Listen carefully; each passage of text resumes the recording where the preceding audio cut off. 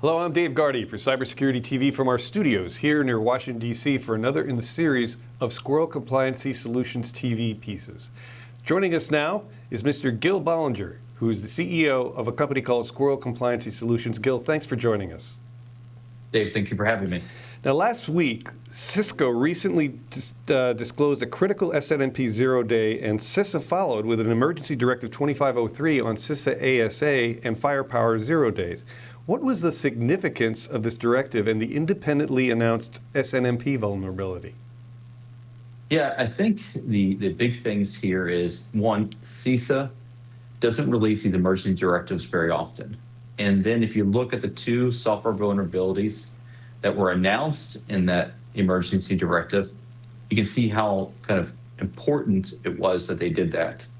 So the first software vulnerability, the rated risk score for it was a 9.9 out of a 10 scale. So from the gate, just from a numerical value, you're like, oh, it's pretty high. That's not great. What is this thing? Now, the second vulnerability that was in the emergency directive is a bit lower. It's a 6.5. And I think if you look at what technologies that emergency directive and the associated software vulnerabilities or CVEs are looking at, it's really around corporate VPNs. And so if you look at IPsec tunnels or VPNs, SSL VPNs, they're really impacting that. And so imagine if someone was able to penetrate one of the VPN concentrators and then gain larger access to the environment, that'd be pretty detrimental. Now, if you look at the SNMP vulnerability that was independently kind of announced by Cisco, now that one, to me, is pretty scary. It has a risk score of 7.7 out of 10, but it's affecting a lot of devices. So it's affecting Cisco networking equipment running the operating system iOS and also iOS XE, and it's particularly particularly affecting a particular protocol called SNMP, Simple Network Management Protocol. And this protocol isn't enabled on literally every single network device that you've probably seen in the last 25 or 30 years. And so the volume of assets or devices that are impacted by that SNMP CVE is tremendous. And it's a bit unnerving at the attack surface that is generated by that one particularly.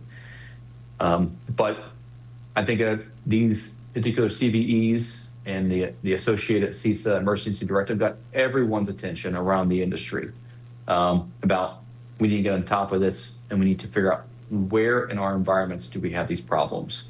And it's associated with these risk profiles that are associated there. So what was your immediate reaction and how quickly was Squirrel Defender able to respond? Oh, my initial reaction, like I kind of mentioned, was the SNMP one. I literally was like, oh my God, this is literally every single networking device running iOS or iOS XE is affected most likely. It's a very large impact. The two CISA CVEs, again, you don't want your VPNs being, penetrated.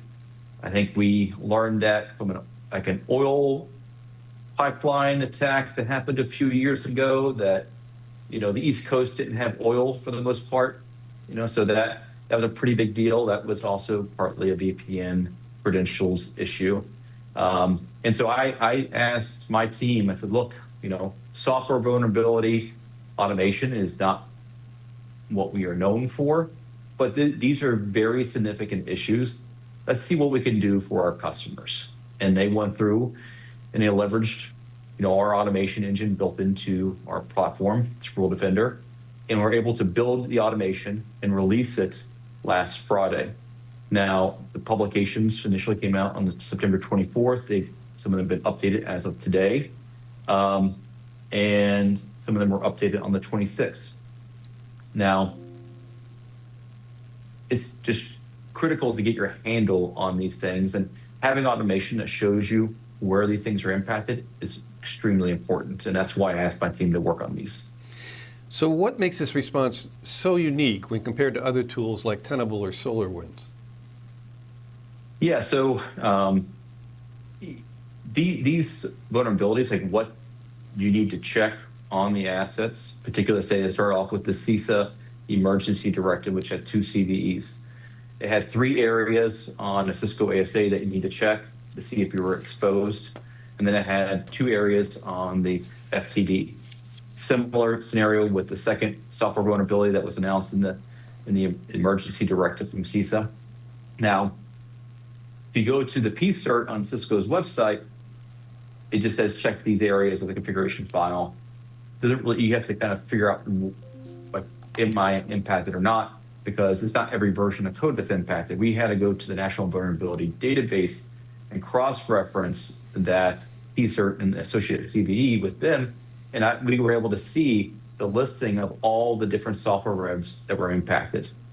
So that way, we were able to create a piece of automation that was able to look only at the affected versions of code on those platforms, like an ASA or FTD.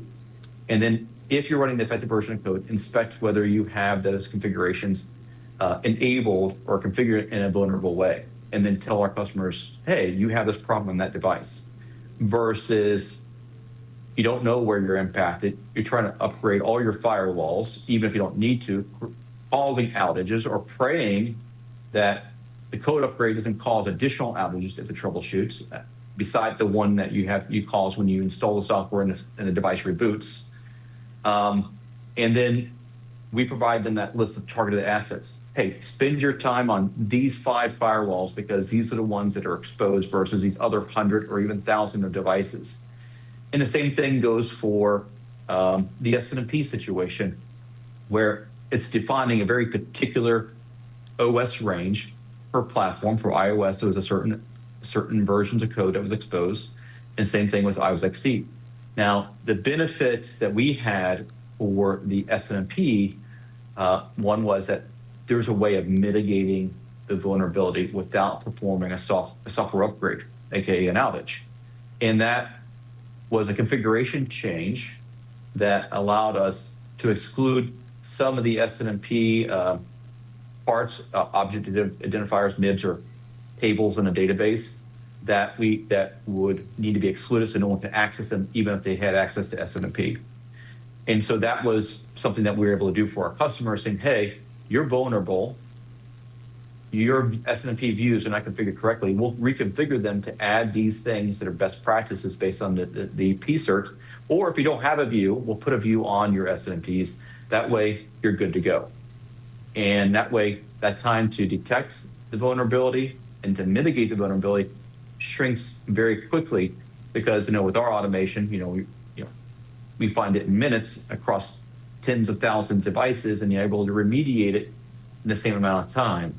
And so that saves our customers hundreds of thousands, of hours collectively. And so that's huge for them. And it also takes down their temperature, right? Instead of calling up everyone and their brother to start checking devices manually and reviewing the configuration files, we were able to do that out of the box. Now, not all products can be that granular. And that's where you peel away the layers of the onion to get to the core, or the devil's in the detail. This type of phrases come in. Just looking at versions of code doesn't mean anything. If you don't have the features enabled, you're not impacted. Why upgrade code? Why spend your time there? And so having that fidelity, that granularity to show people where those problems are, and then if there's a configuration workaround, implement it using automation, that's money right there. And a lot of our competitors just can't do that. And we're pretty much the only game in town that does that effectively at the scale at which we have. Beyond detection, can you explain how Squirrel Defender audits these vulnerabilities like 0 days and the ones found last week? Yeah. So kind of like what I was mentioning there is, we are able to go in and log into the devices where necessary and review the configurations based on our logic flows that we have. And so we're able to assess, let's say, for instance, the CVE that was a 9.9 that affected the ASA firewall and the FTD firewall. It said, check these three things, these three sections of the config for ASA. Check these two things for the FTD. Now, we have one piece of automation that's able to go in there and first validate, are you running the affected version of code? If you are, continue on. And then we're able to process those things sequentially to make sure that each of those branches are able to be analyzed appropriately and then have unique remediations where appropriate if a configuration workaround is in place. And so we're able to assess all three use case scenarios in the case of the ASA, and the two use case scenarios in the event of the FTDs in terms of the configuration for, on the FTDs. Now, that's huge.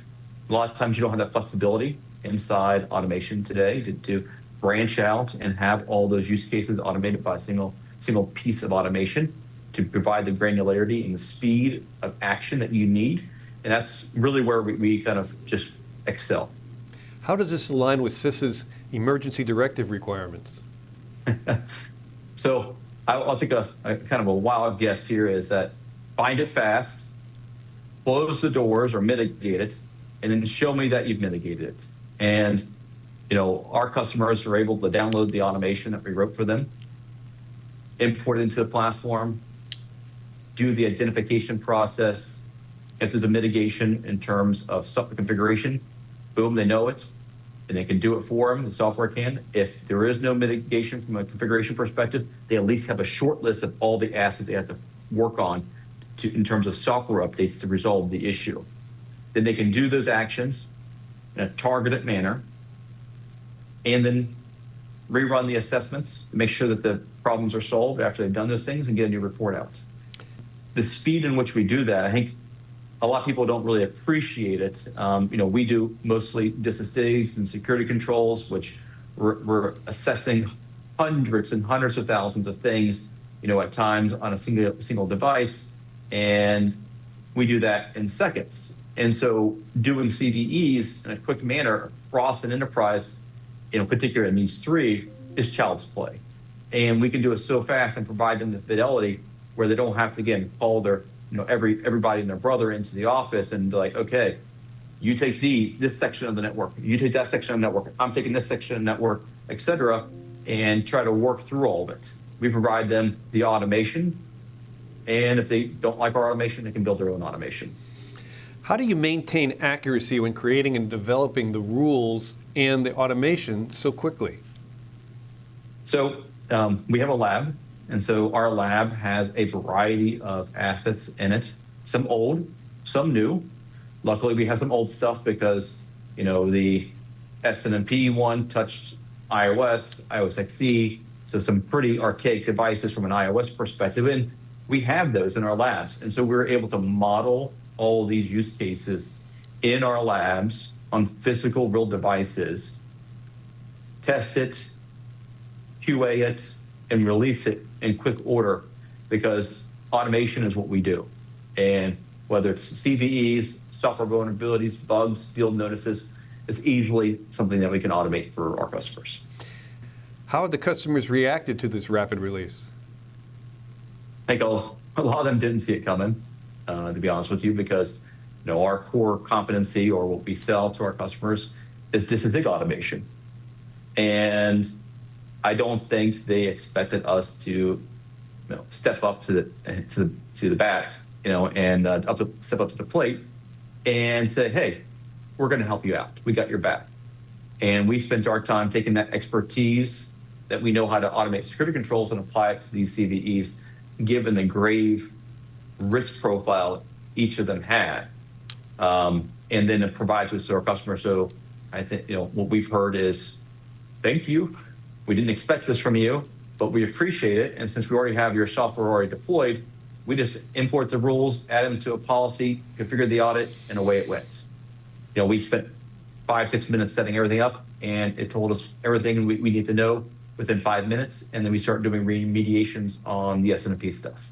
And so that was huge for them because it took that anxiety about, oh my God, where do we have problems and where do we need to look, what do we need to start working on right now, to, okay, here's the list. Here are the things we need to do. Let's action on them and get to work. We got them right to that point of mitigation strategies quickly, and that's the name of the game. How does Squirrel Defender scale across large DoD or federal environments in a way that aids announcements like this? Yeah, so we could, obviously our platform scales to tens and tens of thousands of devices, if not more, and we're able to be agile in what we do. So the example is, a lot of customers get task orders, they get the CISA announcements, they get a variety of things that fall outside of the traditional disastigs, or even sometimes software vulnerabilities and so on and so forth. We're able to build that automation, or the customer is able to build their own automation and roll it out into their product and get the visibility in terms of identifying things where the problems are quickly, having the situational awareness, so then they're able to prioritize remediations if they require software updates, and then validate that the corrective actions have taken place by rerunning the audits and having new report scenario for them that they can export and provide to leadership or to whatever body they need to. Well, we appreciate the time you've taken to explain how Squirrel Defender responded to these vulnerabilities. If people want to find out more, where should they go on the web?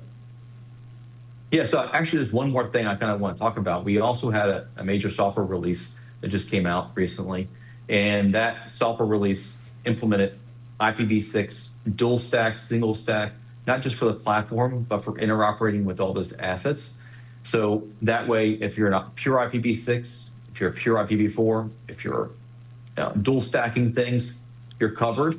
And so we can interact with all the assets, no matter what version of IP they're running. You can access the web interface on Defender, no matter what version of IP that you want to run. And so that really does a lot for our customers, particularly within the Department of Defense, where IPv6 is now, hey, we really got to do it. We've been hearing that for about 15 years, but now we're supposed to be doing it. So now we are 100% IPv6 compatible in that case, and in the way you do it. You have it your way, as McDonald's says. And, if you want to learn more about what we do and about our products, just go to www.squirrelcs.com, and you can see it all there. Thank you. We appreciate it. We've been speaking with Gil Bollinger, who is the CEO of a company called Squirrel Compliancy Solutions, for another in the series of Squirrel Compliancy Solution TV programs. Thanks for joining us, Gil. Yeah, thank you for having me. I'm Dave Gardy for Cybersecurity TV and the Squirrel Compliancy TV series. Thanks for watching.